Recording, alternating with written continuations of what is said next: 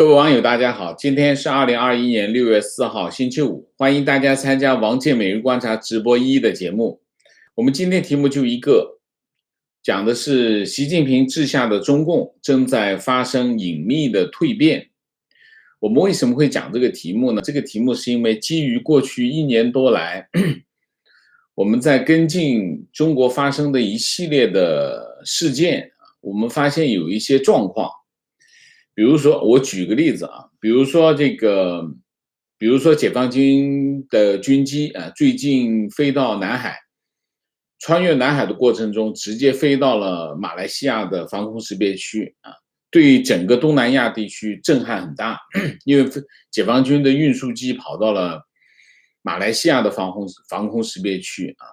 那么与此同时呢，像菲律宾解放军中国的300多艘武装渔船啊，实际上上面是民兵啊，在这个牛轭礁聚集了几个月啊。那么这个时候正值这个背景是什么？这个背景就是中美之间在整个的东亚地区进行激烈的对抗。美国在联合他的盟友去对付中国。那实际上在这个时候，中国做这个战略动作是非常不明智的，因为你等于把整个东盟国家往美国那边推啊。这个现象你可以看这个决策做这个动作实际上是非常的，就从决策的角度来说是非常错误的。这是第一个。第二个，你比如说这个去年6月中印之间发生的持续的这个边境冲突，这场边境冲突在当时来看是完全没有必要的，因为在中印之间的边境处于一个双方实际控制线的状态，你不可能出现一个大的改变啊。那么，但是这场持续了将近1个月的边境冲突导致的后果是什么？导致的后果是印度义无反顾地参加了四国集团啊。那么四国集团一成立一成型，美国在整个印太地区的这个战略结构就发生了巨大的变化。所以你可以看中印边境的这个冲突导致的政治后果非常严重。所以你现在回过头来看，推动中印边境的这个冲突，这个决策也是非常错误的，非常简单的错误啊。这是第二个。还有一个，你比如说中欧投资协定，中欧全面投资协定去年12月份签订啊。那么中国应该全力推动它实施，因为对于中国来说，中欧投资协定是个非常具有战略价值的一个成果，你应该尽量的推动它完成。而且在当时的政治气氛之下，中国是有条件在推动这件事情。结果是什么？结果就是因为欧盟制裁新疆官员，中国反制裁。中国反制裁的力度远远大于欧盟对新疆官员的制裁，而且它不仅仅制裁他的欧洲议会的议员，还制裁欧盟的政府部门，还制裁他的很多的智库。这个结果导致什么？导致的后果是什么？导致的后果是，整个欧洲议会70%的议员反对通过这个中欧投资协定，最终的结果就是欧洲议会冻结审议中欧投资协定，这件事情就黄了。这个后果也是非常严重。当然，如果中国从决策的角度来说，这个决策非常愚蠢，就是完全是你可以看从对外关系领域，你可以看到很多这种决策啊。比如说，我们再举个例子，比如说人口政策跟对外关系没有关系，完全是中国内部的一个政策。人口政策其实出现人口问题不是今天，已经持续了很长时间，几年时间。关于人口问题，中国内部的讨论已经有持续了2、3年的时间，2、3年时间在讨论这个问题。但是你可以看，中国在第7次人口普查的公布到这个三胎政策，三胎政策其实是个非常典型的决策，这是个非常烂的决策。为什么你还保持计划生育？保持计划生育已经没有在政治上没有任何意义，而且它是个负资。计划生育政策对中共来说那是个负资产，它不完全是执行层面的问题，而是在现在的环境之下，你保持它是个负资产，结果中共做出的决策是保持计划生育政策，开放三胎，开放三孩政策，结果被骂成了猪头，狗血淋头。你看整个舆论对三孩政策的评价是什么？所以你可以看，这包括你可以讲武汉疫情层层期满，到最后决策拖沓，然后执行层面更是一塌糊涂，等等啊，你可以看，包括去年6月份的水灾，去年6月份的水灾出现的情况是什么？万马齐喑，从习近平到李克强，没有一个人。去年华中跟华东地区水灾非常严重，其实今年水灾又开始来了，非常严重的水灾，没有人提，没有一个副总理级别的人出面，就是来，哪怕去水灾灾区去视察都没有。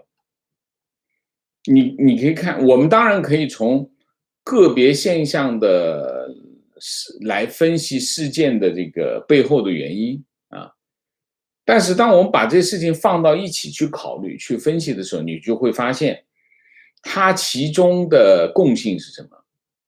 它其中的共性就是一个不管不顾，不管不顾的形式。这在江泽民时代也好，甚至在胡锦涛时代也好，是不可想象的，没有发生过。所以因为这些事件，我们就开始思考，中共是不是出现了什么状况？为什么他现在会这么干事，这么行事？他的做事为什么变成这个样子啊？那么习近平是2012年11月份中共18大上台，他出任总书记啊。那么他上任的第一件事情，布置的第一件事情是什么？制定中共党内法规5年规划，就是建立党内的这个法规啊。那么12年的12月，中共中央办公厅成立了中央党内法规制定工作5年规划纲要啊，那起草组啊，这个起草组由这个中办啊，就是中央办公厅法规局牵头负责起草这个纲要啊。那么中办呢，再向24个中央有关部委和31个省市自治区党委征求意见，然后进行调研啊，然后3月就2013年的3月形成这个初稿，然后在2013年的8月，中共中央办公厅就把纲要送中央有关部委和再征求意见，最后到了什么时候呢？到了13年的11月，中共就出了一个中央党内法规制定5年规划纲要，工作目标是什么？工作目标就是用5年时间啊，就是对现有党内法规进行全面清理，然后抓紧制定一批重要的党内法规，力争用5年时间，基本形成涵盖党的建设和党的工作主要领域，适应管党治党需要的党内法规制度架构体系。到建党100周年，就是今年全面建成科学程序配套有效的党内法规体系啊。那么包括7个方面。那到2018年2月，刚才我讲的是2013年，到了2018年2月就出第二个5年纲要啊，5年规划的纲要啊。那么目前，所以它的纲要呢，这个纲要是第二个5年纲要是2018年到2022年到明年啊。那么所以它已经从13年到22年2个5年的纲要都已经有了啊。那么到目前为止，中共颁布或者修订了40多项重大的党内法规啊。那么这个数字呢，比这个胡锦涛多2倍，比江泽民多1倍。然后截止2019年，中共颁布了4900多项4900多部党内的法规，其中230部是中共中央发布的，然后其他的就是地方政府党机关颁布的法规。那么中央都是全国性的法规是230部，那么还有多少？还有4000多个地方党委党支部的各种法规。那么然后中共党的部门还颁布了什么呢？颁布了这些法规的指导手册，掌握这些法规和规定。当然还有什么？还有所谓的政治规矩。这就是习近平做的第一件事情。这件事情影响很大啊，为什么？我们在后面可以看到它的影响。它的影响其实正在改变中共的整个的运作机制。苏联解体之后，中共大概用了10年时间啊，一直在分析什么呢？分析苏联解体的原因啊，苏联解体、苏共失败的原因，然后针对这些原因啊，针对这些问题进行总结啊，调整。中共自己也在调整啊，就吸取苏联的教训，吸取苏共的教训，基本上贯穿了整个90年代。那么外部原因不说，就光讲内部原因的话，大体上有几个方面的因素啊。第一个，体制僵化啊，在中共总结这个苏联解体的这各种因素当中，排第一的是什么？排第一就是体制僵化啊。体制僵化基于什么呢？基于苏联模式啊。那么政治、经济、文化等等高度集权啊。那么这种体制的结果就是照章办事啊，推责敷衍，文牍主义，效率非常低啊。然后第二个就是领导人的因素，主要是戈尔巴乔夫，这第二个。第三个，苏共内部的腐败啊。苏共内部的腐败，其实在苏共先发生的是什么？先发生的是特权。然后二战之后呢，慢慢苏共就形成了特权阶层，特权阶层就享受各种特权的既得利益。然后到了勃列日涅夫的时代呢，这个特权阶层又开始形成固定的板块啊，就比如说官僚氏族集团，然后他们之间互相联姻，他们之间互相形成集团啊。然后这个慢慢的就越来越腐败，这是苏共内部的腐败。第四个，错误的经济政策和民主政策。苏联的民主政策非常的失败，它导致了苏联的这个解体啊。那么经济政策的失败导致什么？导致经济的崩溃啊。我们不展开讲。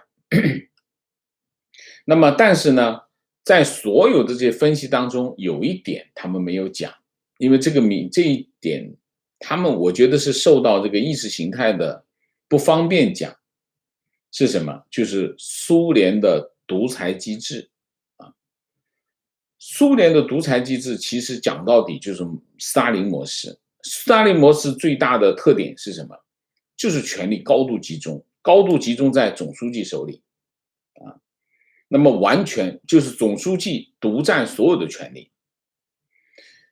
这个它是怎么形成的？这跟斯大林是有关系的。斯大林掌权之后，他做了一件事情，什么事情？就是清洗。不断的清洗，而且他的清洗的手段很简单，杀掉，抓到一个他认为是不忠诚的人，杀掉，抓到一个犯错误的人，杀掉，抓到所有的他认为是潜在威胁的人都杀掉。所以杀完之后呢，然后他就不断的强化他的权力，把所有的权力全部拢到他个人手里。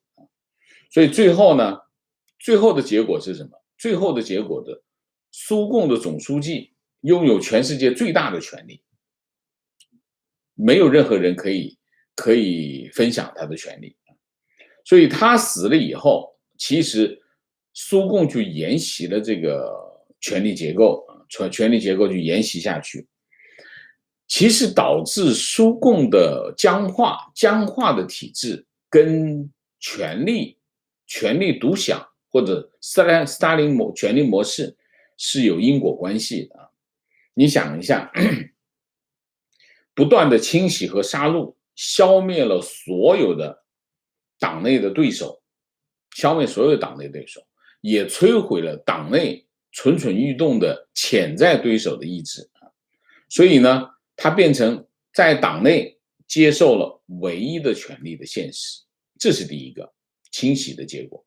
第二个，那好了，既然不能挑战，那剩下的什么？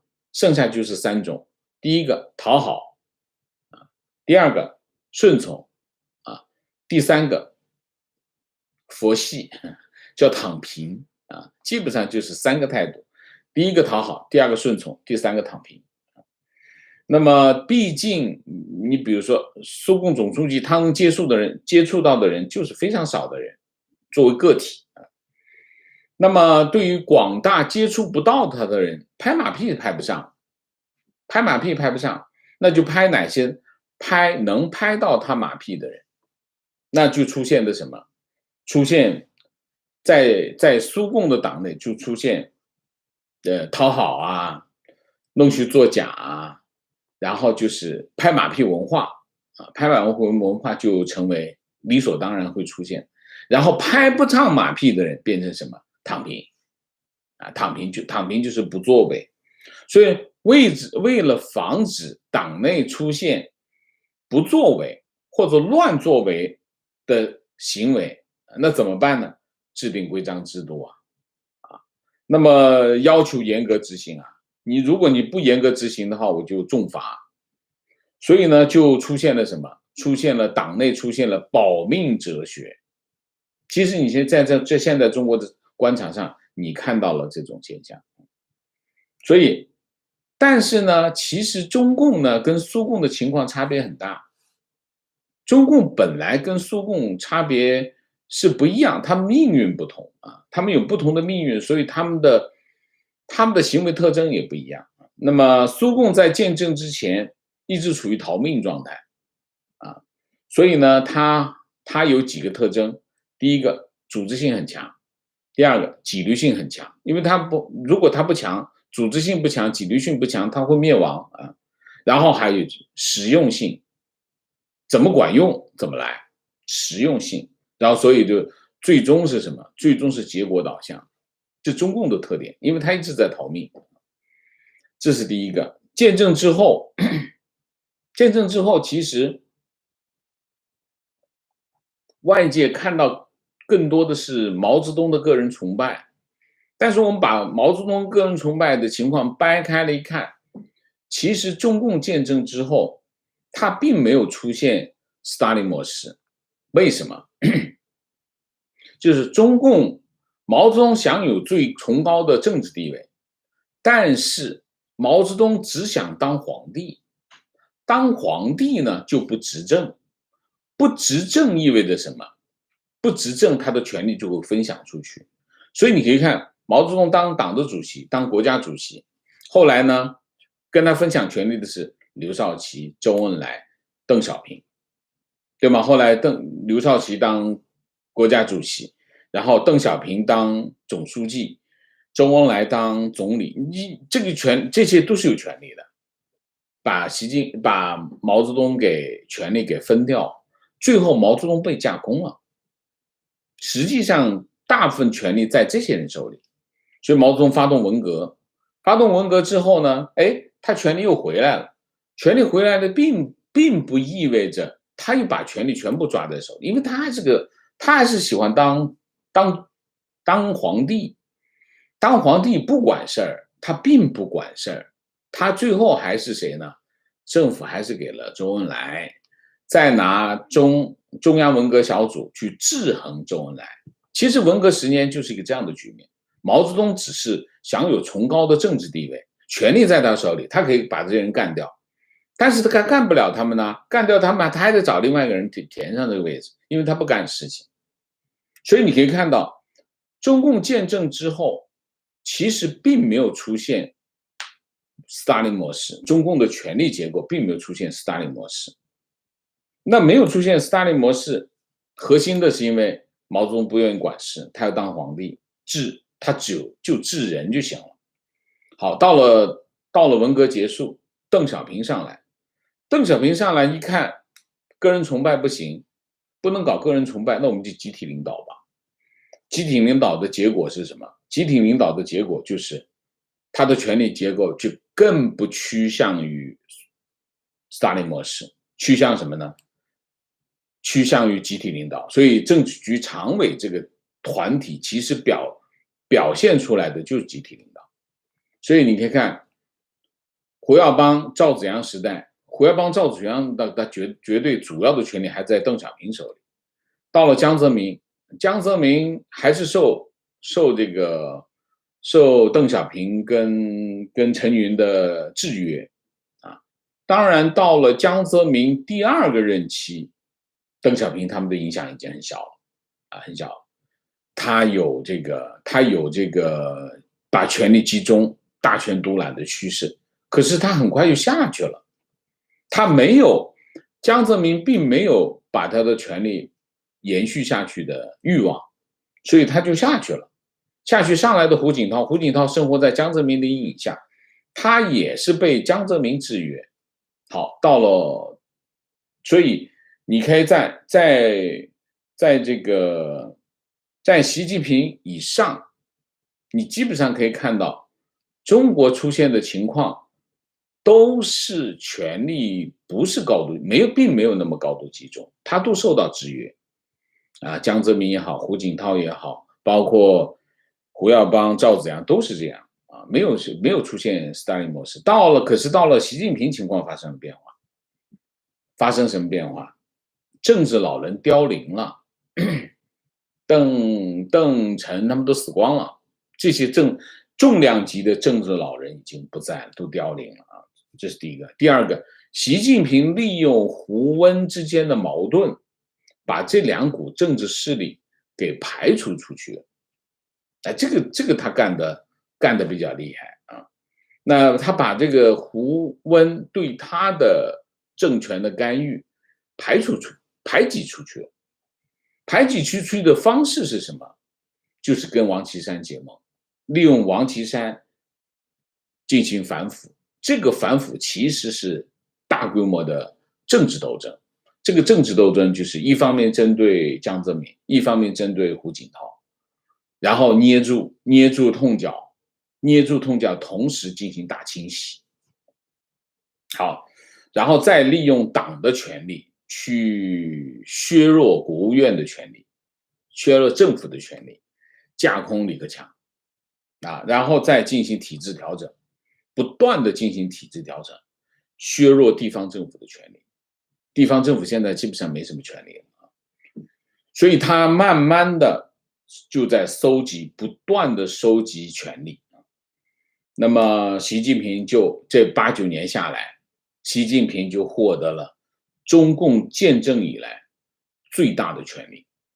他虽然没有毛泽东的权威，但是他的权力比毛泽东还要大。为什么？他跟毛泽东最大的区别在哪里？毛泽东不管事，不愿意管事，他要抓权。他抓权是什么意思？就这事我得让我定，但是我又不想管这个事情。习近平不是，习近平毕竟比他年轻啊，所以他愿意管事。所以你可以看，在习近平抓权的初期，他先是成立各种各样的小组，这个小组全他当的组长，所以习近平是全世界头衔最多的小组长，他管事啊，什么深改委他当主任等等，他都管，所以他就获得了比毛泽东还多的权利，还大的权利啊。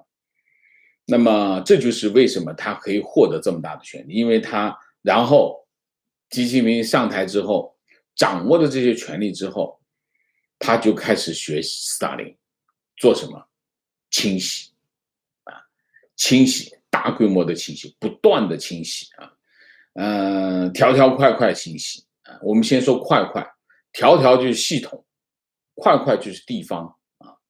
那么2017年。先在甘肃小试牛刀，甘肃官场大地震，抓的抓，杀的杀，就这样啊。2017年开始，这个在甘肃搞一场这个官场地震，然后到了2020年，内蒙啊，内蒙那就是内蒙这基本上是倒查20年啊，倒查20年，直接铲除原来的政治势力啊，搞了14个月，然后搞了14个月，什么规模呢？这个级别有多大级别？62个厅级干部落马，处级干部223个，整个内蒙古基本上可以这个官员可以换一遍啊。党纪处分702人，组织处分890人，然后是移送这个司法机关101人。1513个煤炭项目啊，追查了400亿人民币，那甚至死了的官员都要追，死了的都拿出来查出1个亿来啊。到了2021年，今年就是深圳市政府啪大换班，已经到了随心所欲的地步啊，就是大清洗啊。条条清洗是什么？条条清洗就是今年2月份开始的。全国政法队伍教育整顿运动全国铺开，2020年的今年的2月份，口号是什么啊？那内蒙的口号叫倒查20年，这吓人够呛。内蒙这次的这个清洗，对中共的党内影响非常大。你想一下，倒查20年什么概念？你想20年，过去20年都得查。谁在20年当中不犯点错误啊？那基本上人人自危。所以对中共的官场，这个内蒙这次影响非常的大。然后到了这个今年的这个政法队伍教育整顿，这一次口号更是杀气腾腾，叫刀刃向内。我的天，你想拿把刀砍别人的？现在刀刃向内，那就自己自残啊。那么2月27号开动员会，然后呢，第一批市县两级党委、政法委、政法单位，还有省属这个监狱、戒毒所，从2月底开始到6月底啊，这就基本上到这个月底，这第一批啊，第二批。中央政法委、中央政法单位、省级政法委、省级这个政法单位，从8月到10月，中间7月份总结第一批啊，然后到10月份开展。这一线下去的话，基本上就到准备开20大，就是这个政法体系要大清洗啊。那么随着中央督察组赴各地督察，不断的有政法系统官员落马，我大概的念几个啊，不能全念的，太多了啊。江苏省刑事警察总队长，然后刑事侦查局局长罗文双开啊。四川省长宁县副县长、公安局长唐勇双开。成都市政法委2级巡视员廖维忠调查，临汾公安局副局长吉绍文带走。然后广西今年以来10多位政法系统的官员密集落马，最新落马的是广西自治区的公安厅禁毒总队政委周武，然后是原广东省公安厅经侦局政委龙永水落马，已经退休8年，还是把给抓回来。然后据不完全统计，近期陕西、吉林、海南有50位各个级别的政法干部落马。最新的是山西省副省长、省公安厅厅长刘星云，然后是海南省海口政法委书记、市公安局局长宋顺勇，三亚市政法委书记陈小亚落马，还有很多很多我就告诉大家，这场运动是什么？他们说这场运动是8个人里面要处分1个，你想什么级别？这个清洗的目的4个：第一个，巩固权力；第二个，控制人事，干掉1个，再安排1个自己人去控制人事，震慑对手震慑他的政治对手，也震慑其他的官员第4个，最重要的目的，收集忠诚不忠诚的人全部都会被干掉那么中纪委成为习近平的棍子这个棍子有多大级别呢？你看一下去年全国纪检监察机关立案61万件，处分60万人，处分了60万人，什么几个？包括什么省部级干部27人，厅局级干部2859人。所以在这种情形之下，中国官场正在发生蜕变。什么蜕变？第一，形式主义；第二，文牍主义；第三，弄虚作假；第四，敷衍塞责。敷衍塞责后果是什么？我们可以看很多决策明显的一看，这个决策是对我们举个例子解放军军训演习，对于解放军来说喊口号就行，我们要实战什么概念？我们把飞机飞出去，我不飞出去的话，我没办法实战。他有没有跟外交部协调？我相信没有跟外交部协调。为什么？没人管，不管不顾。为什么？因为权力都跑到哪里去？本来应该是什么？本来应该是有一些官员在做协调统筹的工作，这些官员是权力非常大的官员，一定是有这样的官员。这些官员呢，他帮助去协调各个政策之间的关联。当然，你能协调这些政策官员的人，这些人一定是处于高位的人。但是你可以看习近平周围有没有这些人？没有，剩下都是一条一条单独向习近平负责。为什么？这就习近平才能把事情权力抓在手里当没有人去协调这些，习近平他自己能吗？哎呀，小学博士肯定协调不过来那所以政策之间就没有出现这个协调的关系，敷衍失责，一敷衍，这件事情就发生了。所以你可以看到，我们经常在做新闻的时候，你会发现，中共这么干很愚蠢，可是它就发生了。中共这么干非常傻。你比如说反击欧盟，我们当时在这个新闻出来之后，我们当时就说中国方面的反击有2种模式。第一个模式是什么呢？不反击是不行，不反击交代不过去，那再反击一下，做个样子，可以做样子式的反击，口头上宣布，但是实际上没有什么实际效果的，这是一种反击。还有一个反击是什么？还有反击就是根本就是只是嘴巴上说说就算了。中国不是，这是我外交部的反击。他真的，我们拿那名单拿出来，你拿名单拿出来一看，这个反击力度非常大。那为什么外交部要用这么大的力度来反击呢？原因是做给领导看，你看我们力度这么大，我们底线意识很强。但他后面的事情他不管，为什么？不是他的事情。这就是现在的情况。所以呢，你可以看中共党内就不断的开会，不断的写报告，书面文章。那么他们曾经说过，一个县长一年经过他手的文件有几百斤，有几百斤重。新华社自己的稿件说，基层官员说一篇稿件里面讲，基层官员23天开了15次会，根本没有时间上班做事情。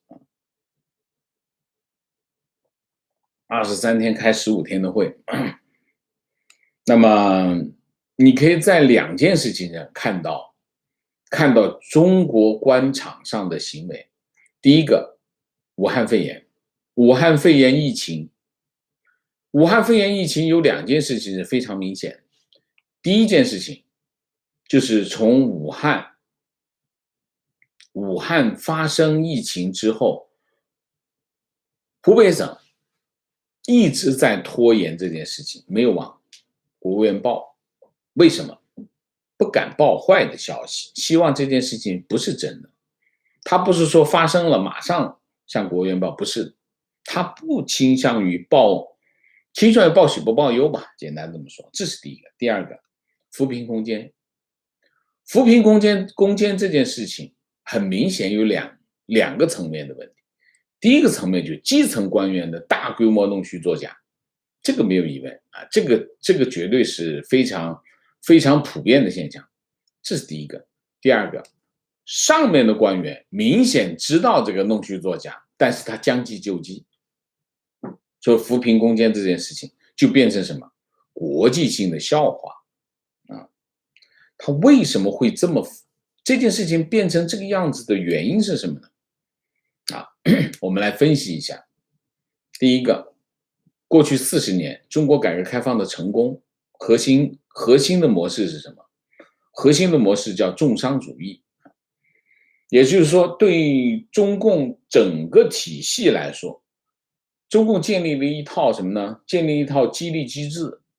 这个激励机制就叫论功行赏啊，你出业绩，你才有机会爬上去啊，或者是说，你就算你有人脉，但是你业绩不行，上不去，这个很重要啊，这个很重要。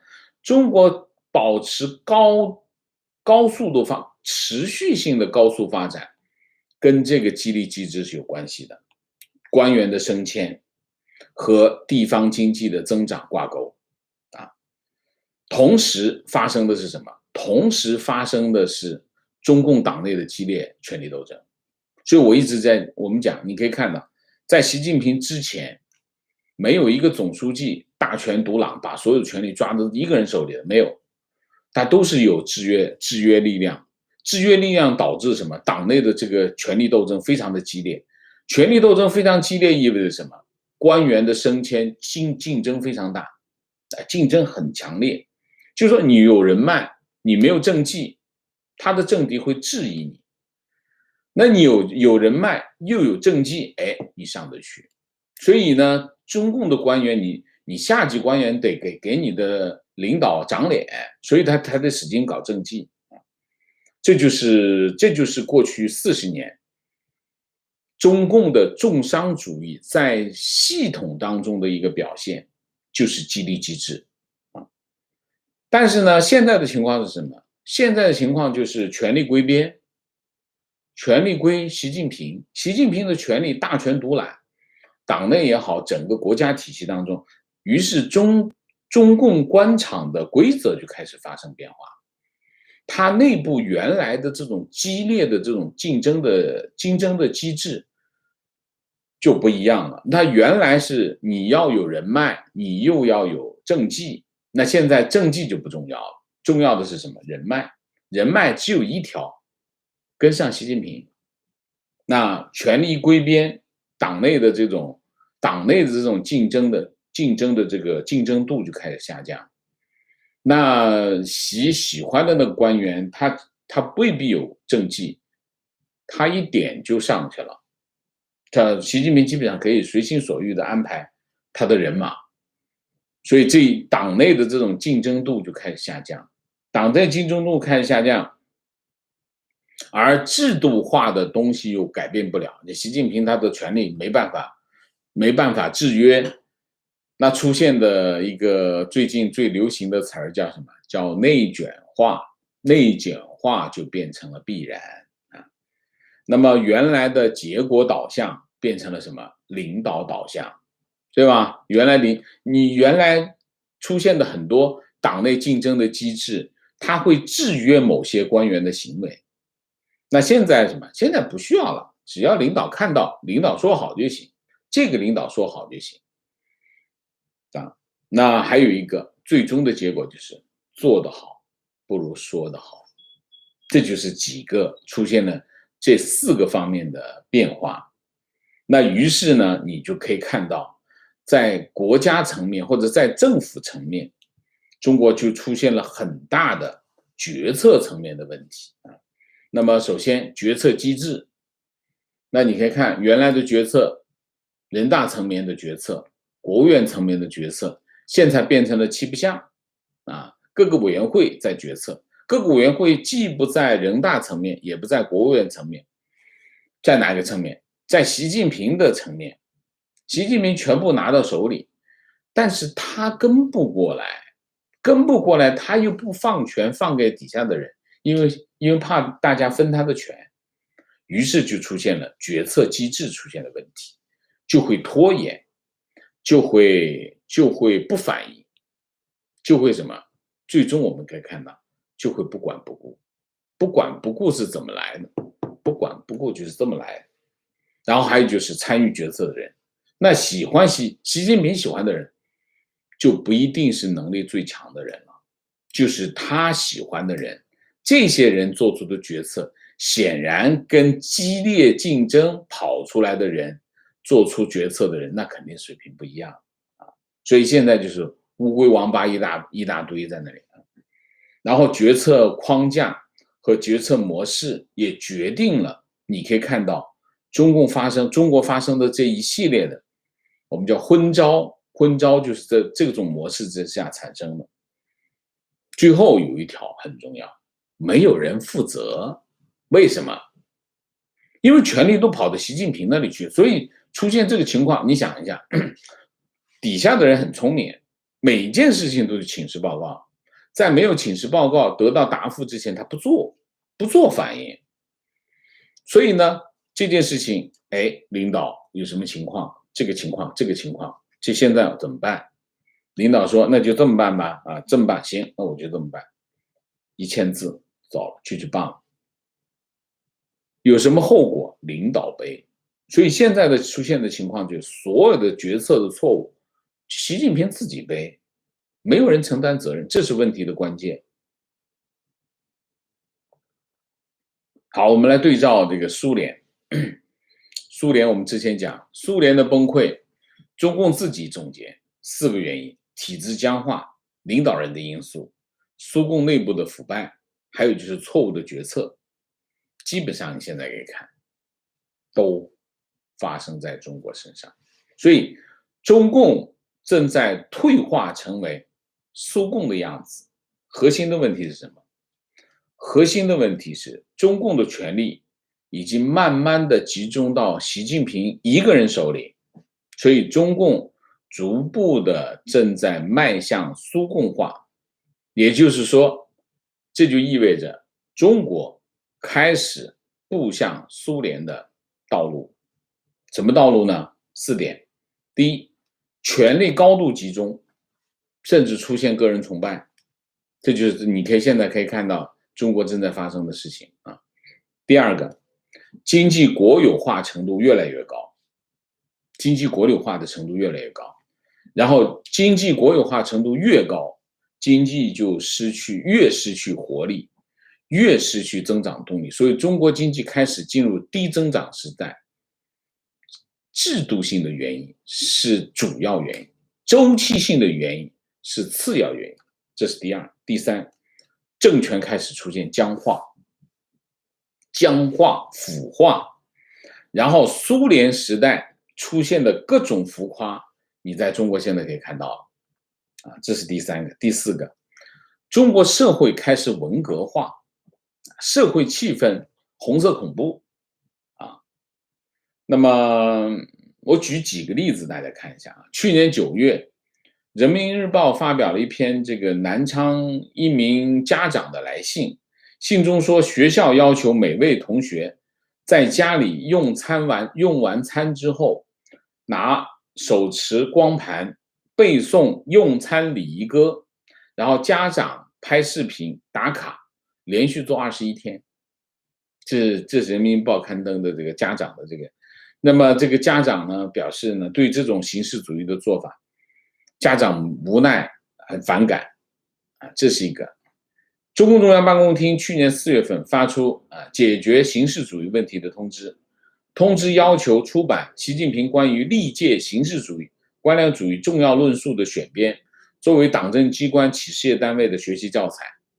这是第二个。第三个，去年中纪委出版了6本新书，这6本新书其中包括一本漫画，教导如何认识和防止形式主义。你没有发现这都是形式主义吗？其实教导防范反对形式主义本身就在搞形式主义，这就是在中国发生的事情。这个事情看上去并不起眼，但是这一切正在改变中共，改变中国，改变中国的未来，这是我们今天的主题啊，好吧？那我们今天就讲到这里。那么下面我们就进入互动。进入互动之前，温馨提示，请大家点赞，请新来的网友订阅，请大家加入我们的会员，支持我们做更好的节目。非常抱歉，我们今天准备的时间因为有点长，我又迟到了那么我希望我们能够尽量的不迟到道歉那么明谢 Joanna 陈，谢谢魏唐，谢谢 Catfish， 谢谢 Helen， 谢谢 Richard 胡，谢谢。对党政和金融的运作机制和实践的解读，还是王老师视频有无可比拟的价值。王老师不仅专业，还很慷慨。OK， 谢谢。观点：从习对香港毁约开始，我就不理解为什么要这个动作。后来一个动作加速，一个一个加速的动作，树敌无数，其实是共产党本质决定。害怕政权倒塌，越害怕越封闭自己，越不敢和世界接轨。其实韬光养晦也是给人的错觉，魔鬼终于露出了真正的面目。OK。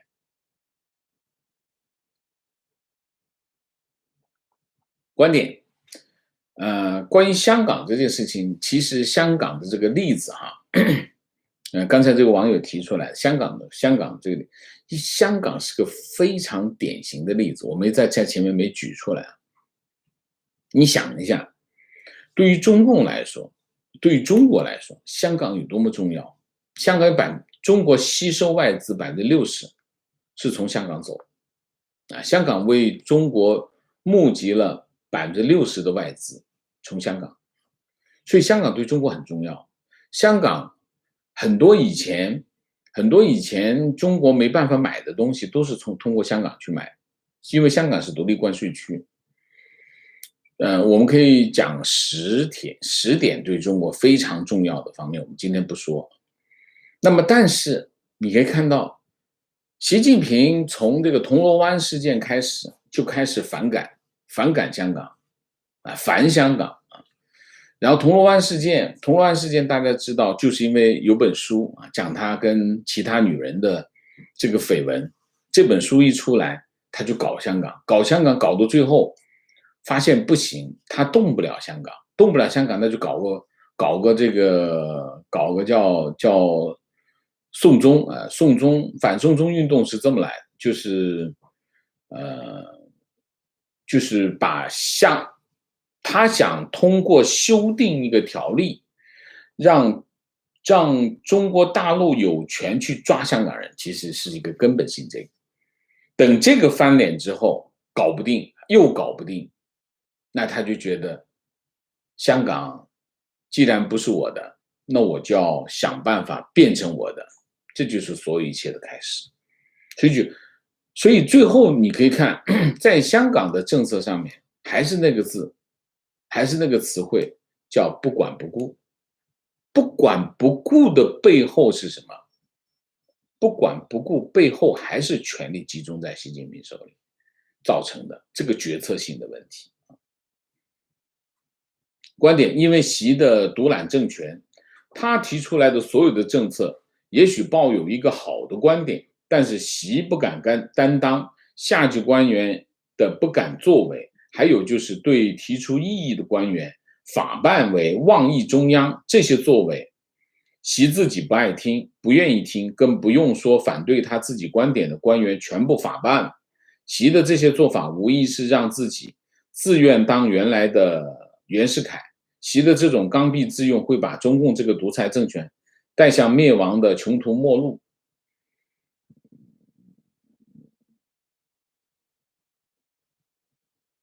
妄议中央那个说法，定于一尊这个说法，核心的问题还是要抓权啊，抓他的权力。观点：中共社会群体的基本盘就是农民或者是农民工，从当初造反到习搞脱贫攻坚，针对的也是这个社会群体。但是农民在中国又是受到最恶劣对待的群体。中共的基本盘当然不是农民工，当然也不是农民。中共的基本盘，一个是官吏阶层，官吏阶层毫无疑问是中共的基本盘。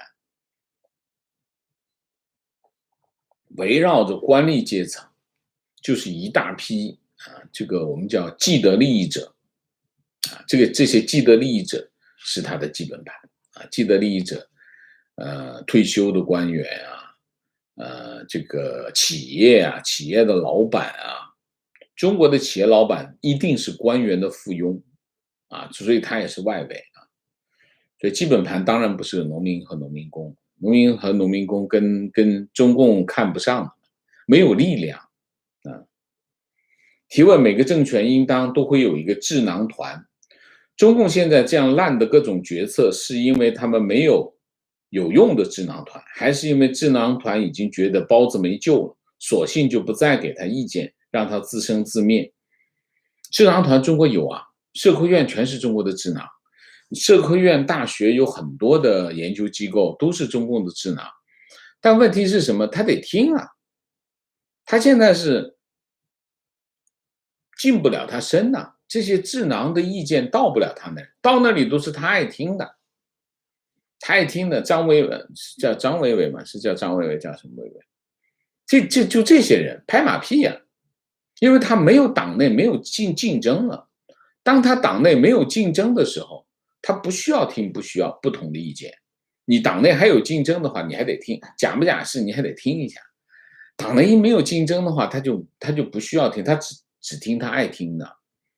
所以智囊对中共来，第一，本身中国的智囊就是官养、圈养它本身它是近亲繁殖，所以中国的智囊本身它的品质是很低的因为他在体制内端着他的饭碗，那你说那他只能说他爱听的话，揣摩领导的意见，这是一个方面。另外一个方面，就算是这些人里面还是有一些人有真知灼见，但是这些真知灼见跑不到他那里去，他已经变成一个深宫大院了观点：习近平现在就是坐江山的心态，无所谓人民生活如何，经济发展如何，他的头等大事就是维稳、掌权、完全的控制，非常对，这就是根本提问：中共的改革开放和中共内部的权力竞争同社会经济的下行这3个方面怎么协调？不知道，谁来协调？没得协调，没有人能够协调这件事情权力斗争怎么协调？没法协调观点：江泽民当时改革也不积极，引起邓小平的不满，才有南巡。让位胡以后又没有真退休，军权暗抓在手里，牵制了胡温施政，后面又隔代指定了习，真是害人。提问：请问王先生，为什么邓可以制衡住江，江可以制衡住胡，但到了习，政治老人就制衡不住，政治老人死掉了，邓死掉了，陈死掉了，然后江湖之间，江湖当然最后他们之间自己打来打去，然后习就用反腐把他们给影响力给，我刚才讲过了，其实就是这么回事。政治老人现在已经该死的死的差不多了，没死的政治老人就是中顾委那一票人，没死都植物人了吧，就剩下这个一直在吊着盐水而已。观点非常认同王老师观点，习权力确实有史以来最大，这是中共体制弊端造成，但最脆弱的点是他没有群众基础，这点跟老毛没得比。文革 1.0 有群众基础，毕竟第一次搞有迷惑性，习既不换汤也不换药很愚蠢，现在就发现习的很多全民性运动都虎头蛇尾，不了了之，比如什么厕所革命、垃圾分类，雄安黄陵，以后如果经济大倒退，到了大面积温饱都难以保障的程度，红色帝国就会土崩瓦解。有2点我不同意这个观点，第一个，毛泽东与群众基础嘛，毛泽东也没有群众基础，中共没有。首先，中共的政权没有群众基础，因为他没有得到人民的授权，他是枪杆子里面出政权。枪杆子里面出政权意味着什么？武力，用武力夺来的政权，所以他没有群众基础，这是第一个。第二个，大面积温饱难以保障，红色帝国就会土崩瓦解，我不同意啊。文革也没有土崩瓦解，温饱无法保障，不会产生因果关系啊。观点，这是所有专制政体最终的宿命，因为选拔机制最后一定会把一个既愚蠢又疯狂的独裁者送上通往灭亡的驾驶位啊。提问，请问王老师，在可预期的未来，习近平不会到西方民主国家访问，西方民主国家首脑也不会访问中国了吧？那我不知道，这哪知道？为什么？我们在分析可能性的时候比较容易，我们分析不可能性的时候是最困难，因为你要排除所有的条件，但是你不知道这些条件会不会一下子就没有了，所以我们通常无法确定不可能性，我们可能性容易分析一点。观点非常赞同王老师这一期的观点，和公司治理非常像。总经理把副总权力全部架空，没人协调工作，结果就是所有部门经理拼命的给老大看，没人在乎实际业务，非常对。情绪，吴思认为中国要改良，就需要大赦天下，用安全换贪官和既得利益的权利。但是我听了王老师的节目后，认为中共断无改良的可能。从中共对6·4的态度就可以看出，中共对权力病态的执迷，他们非但没有改良的意愿，反而在倒退的路上越走越远。他们只会拼命地维护这个政体，因为这个体制最适合他们的制度。离开了这个制度，他们无疑将会受到人民的审判。另外，谢谢王老师对文革的和毛的分析，受益匪浅啊，谢谢。观点，现在的情况就是封建王朝、外强中干的领导、头上所好的弄臣以及自以为是的天朝上国的百姓。观点，王老师通过苏中两国的对比，说明了权力全部收拢到一个人或几个人，打破了原有的制衡协调状态后带来的伤害多么大，严重挫伤了体系和组织的能动性。观点，苏联解体还有一个问题，我们叫叶利钦效应，就是俄罗斯的总理权力跟能力强过戈尔巴乔夫，造成逼宫效应，这也许是习近平要定于宗的原因。没有可比性，没有可比性啊。提问，奇怪的是，外交处境如此的差，外交部门没有人需要问责，更坏的是，他们觉得自己没有问题。是的，领导定的，所以他没有错，他只是在执行。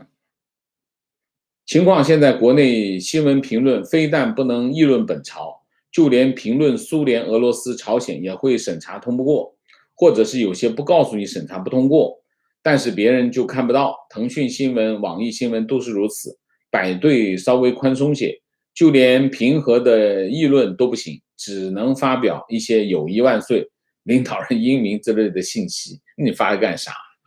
对吗？提问：从权力集中度看，习的权力是否超过巅峰时期的毛泽东？若问的不好，请王舍见谅。你没有听我们的节目啊？我已经讲过了，毛泽东的权力并没有习大，习的权力更大啊。观点不认为习的权力高于毛，毛可以任意任免政治局常委，习现在无法完全站在李克强之上，更不用说常委任命了。如果你这样说的话，我们就没办法讨论问题了啊。提问：习近平要求加强改进国际传播工作，而且要求各级领导努力塑造可爱、可信、可敬的中国形象，这是不是代表中国停止战狼外交，甚至回到韬光养晦的路线？建议你看我们前天的节目，就是关于习近平讲大外宣的工作，好吗？我就不答了啊。观点：苏联因为经济崩溃而瓦解，即使边疆分裂出一些国家，但是至今依然集权普京政府。如今中国的经济即使受到重创，或者习近平突然暴毙，还是不会阻碍中共继续掌权。能够改变中国的只能是中国人自己。观点：横比对照前苏联，现实的中国已经是千疮百孔；纵比对照一下明末，已经是盲人瞎下，夜半明迟。中共和明末的东林党一样，走向灭亡，只是不知道何时最后一根稻草压下来。提问：我的天，我还能念完吗？我最后念3个啊，好吧，最后念3个。提问：中共夺权的基础就是工农，当中共抛弃了自己的基础，中共除了枪杆子以外，还有什么让中共继续掌权呢？毕竟枪杆子也是老百姓这个代价来实现。首先第一个，中共的基础，说中共夺权的基础是工农，这是不对的。虽然中共讲它的政治基础是工农，其实它只是拿工人和农民拿它作为一个政治上的幌子而已啊。工农从来不是中共的政权的基础，中共的政权基础就是枪杆子，就是他夺取政权就是靠的是武力，没有别的。所谓的工人农民是拿来干什么？拿来实现他的枪杆子的工具而已，让农民去推小车，让农民去加入军队。他在解放区其实进行一整套，我们现在来看，和现在的中共的模式一模一样。中共占领全国其实是把解放区的模式推广到全国而已，就是对个人进行严格的控制，对农民进行严格的控制。所以中共的政权基础不是工农，是什么？军队，然后用军队来控制全国。中共的基础从它诞生的1秒钟开始，它只是动员工人、农民参加它，但它并不依靠它，理解吗？用谎言欺骗他们，让他们参加他的部队，参加他的军队去打仗而已。但他在政治上并没有依靠他们，为什么？不需要啊。为什么要依靠他们？他都掌握政权，他为什么要依靠他们？他们就变成了欺压的对象。你想一下，中共从1949年到现在，他哪一点依靠工人了？哪一点依靠农民？他没有依靠他，他只是欺压他们而已。他依靠的是整个官吏系统，官吏系统去管理这个国家，这才他的依靠的力量。情况：香港政府禁止举行公众集会悼念6·4，部署大批警察在维多利亚公园和闹市区阻止人们聚集，但是民众4日晚自发走上闹市街头，用手机灯光代替蜡烛，悼念6·4镇压死难者，维园依旧璀璨。香港人是最棒的，这个没有疑问。情况，6·4 32周年，港警破天荒封闭维园，不少市民转往天主教圣堂，今晚去教堂纪念，里面已满，门外站了一大群手举烛光的人。情况，美国及欧盟驻港领事馆在6日晚上分别在领事馆窗边摆放电子蜡烛，悼念6·4事件。其中，美国驻港总领馆在领事馆窗边共摆放400支电子蜡烛，整晚照耀花园道。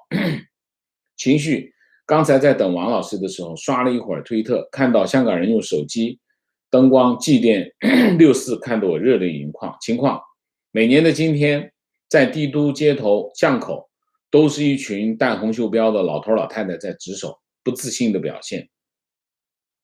好吧，那我们最后我看一下最后一个情绪。早上先在复习了王先生之前的2次关于6·4的视频，然后特地等待直播，跟王先生和大家一起纪念这个特殊的日子，请王先生喝啤酒，缅怀那些曾经满怀希望和热血的早逝的生命。好，那我们今天的节目就到这里，鸣谢一下 Richard 胡，谢谢 Soy Bean， 谢谢云 C， 谢谢王老师辛苦，请喝拿铁 Jack 王，谢谢。好，我们今天的节目就到这里，感谢大家的参与，我们下个节目再见。再见之前，请大家点赞，请新来的网友订阅，请大家加入我们的会员，支持我们做更好的节目，做更好的自己。谢谢大家，谢谢。